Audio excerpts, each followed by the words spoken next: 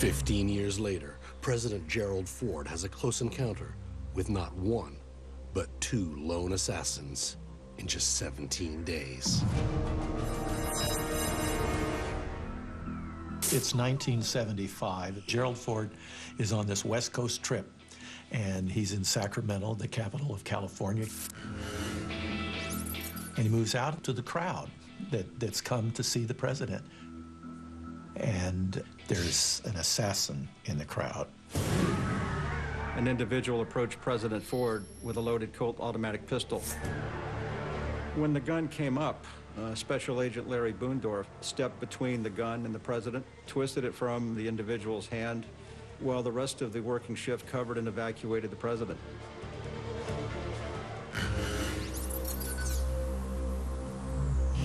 "17 days later, he's walking out of the St. Francis Hotel in San Francisco. And shots ring out. Fortunately, the bullet misses him by inches. A member of the public, a former Marine, steps in, wrestles the weapon from the would-be assassin, and prevents any more shots from being fired. Presidential assassinations don't happen every day, but to have two incidents within such a short amount of time came as a very big surprise. The secret here, in this age of feminism, is that both of the would-be assassins are women. The first woman to try to assassinate President Ford was Emmett Fromme. Her nickname was Squeaky. She was one of Charles Manson's followers. A little bit mentally off, in fact, a lot mentally off, I would say. She thinks that this assassination is going to call attention to his message. The second would-be assassin is Sarah Jane Moore, a disgruntled middle-aged woman with radical political beliefs.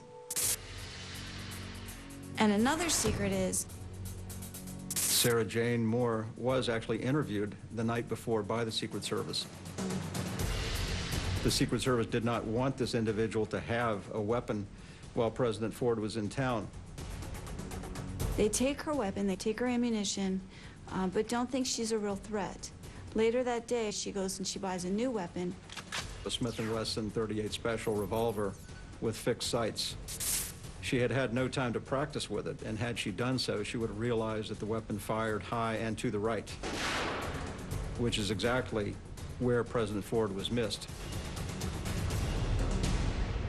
The 38th president was lucky to survive the two attempts on his life. But one president had not one, not two, but three close encounters.